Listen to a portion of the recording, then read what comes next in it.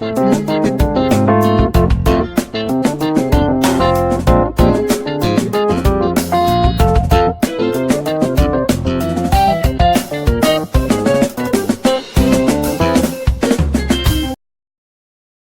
everyone, you are welcome to Anchor Network where you get reliable and authentic news that are so crucial to you. I say big thank you to everyone who has been part of this channel and who has taken time to subscribe. And if you are yet to subscribe, I say please click the red subscribe button and also the bell icon. The bell icon will allow you to get notified anytime we publish any news. Very soon, everyone is going to be speaking Igbo. So guys, what we want to tell you, the information we want to bring to you is that before we go into the news or about the information, one thing is that lies cannot be hidden. Anything called light cannot be hidden at all, because no matter how you try to cover it, it's either a fire that is burning, or let's just say light. The more you try to cover it, the more it's try to find its way out. You cannot cover light. That is just one thing. And if we see the truth, we just have to embrace it. We just have to talk about it. You know, just like the vice president, when he was speaking at the dinner, the independence dinner, you know, when he was making a speech at the banquet in Abuja, you know, he was talking about how Nigeria is great, how we are so unique in our culture, we are so this, we are that, and you know, he just picked about our music, our culture, how rich it is, and everybody in the hall, everybody was shouting, but he didn't just end there. There was a time we shared a video where Igbo language is being taught in some of the schools in Asia. You know, everybody was like, wow, that this is really good. It was not as if maybe the children that were being taught in Igbo language, they are even blacks, or maybe because their parents are there. No, the children that we saw in that video, they are Asian children. They were learning Igbo. And one thing is that people have been saying it, and that is what we know, but a lot of people don't really want to accept it. Some people say anywhere you go to and you don't see Igbo people there doing one or two things, that means that place is not fruitful. You just have to run or leave that place. You know, that is on a lighter note. But one thing about the Igbos, no matter how tedious that place is, no matter how unfruitful that place is, they will make things to happen. You will see them all over the place. And once you see them, it's all about business. It's all about business. It's all about on how to multiply things. We know that other, we talk about other tribes, you know, just like that. We talk about them, the good things that they do. But there's one thing that you cannot take away from the Igbos. They are so industrious. And they don't joke with their language. Even other people don't joke with their language. But why is it that the Igbo language is getting more attention and recognition across the globe? And to this extent, the vice president, Yemi Osinbajo, he confirmed it. He confirmed it. These people, they know what is happening. They know, they hear things. You know, people were like, oh, you just talk. These guys, they don't hear anything. They don't even get time to listen to it. No, it's not true. They listen to all of this, but most of the problem at times is the political will to be able to do some things. That is where the problem lies. The political will to be able to do things, you know, to take action. That is where they are finding it so difficult. A lot of things are really bringing them down. Very quickly, I'm going to be showing you the video where he talked on, you know, how Igbo language, you know, is getting recognition and is getting attention across the globe. Just a minute, you see the video. We'll come back and discuss that later. Kindergarten class in China. The children are learning Igbo.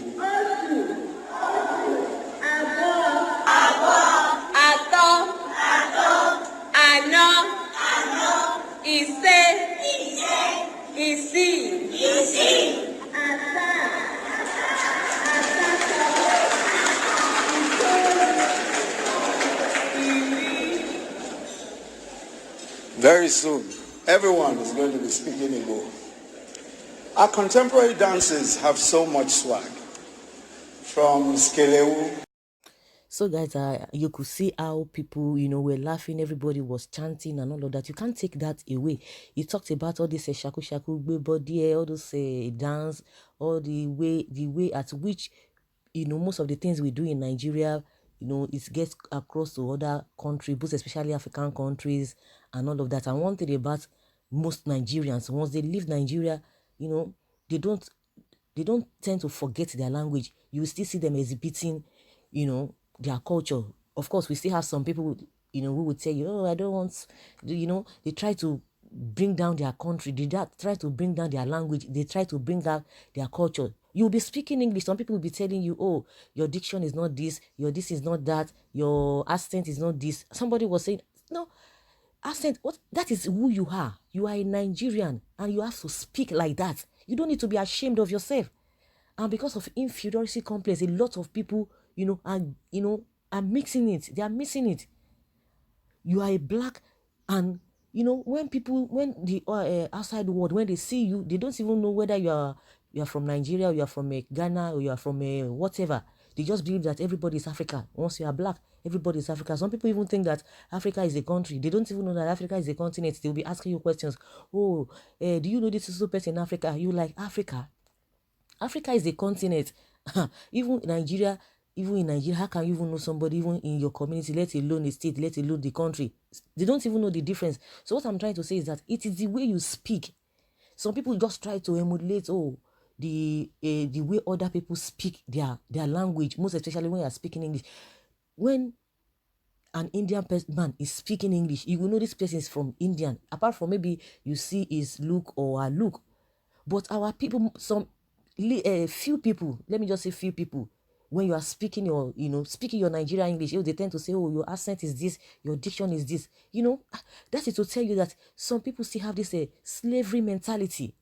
Slavery mentality. Then you can imagine now Igbo language is being, children are being taught and it's being spoken in other language. They are teaching them, little by little. That is to tell you that we don't cherish what we have, but other people, they cherish what we have. And if you don't cherish what you have, people, they will take advantage of you. They will even take a lot of things from you. And that is what is happening to us even as a nation.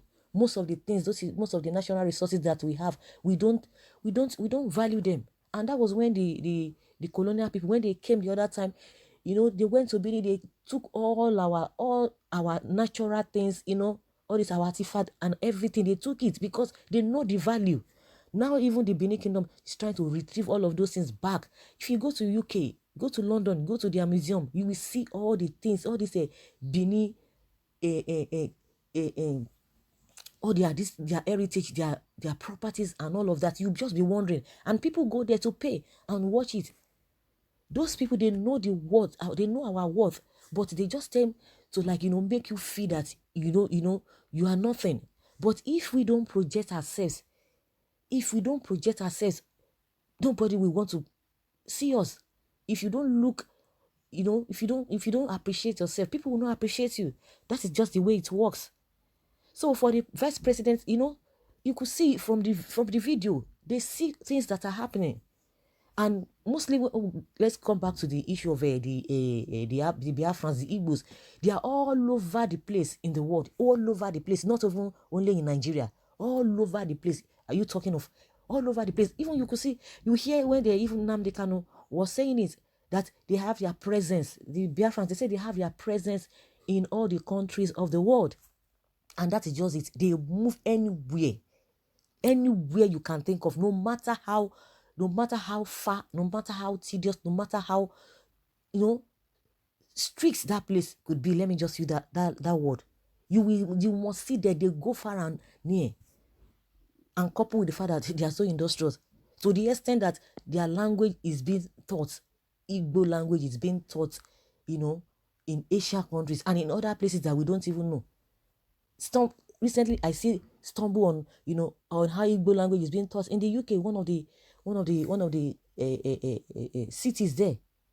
So for the vice president to have come out to say, this and this and that is to tell you that even the Igbos, just to encourage them, they have to do better. They have to know themselves. They have to carry themselves higher. Of course, I know they know themselves, but they still need to, do better. like, in every country, in every tribe, in every region, in every whatever, you still see bad people. And most of the times, most of the bad people are the ones that people see all the time, and they try to generalize. There is no place, there's no tribe that you don't have bad people. And that is why they like, oh, and because people just want to pick what they want to pick, they just want to take what they want to take.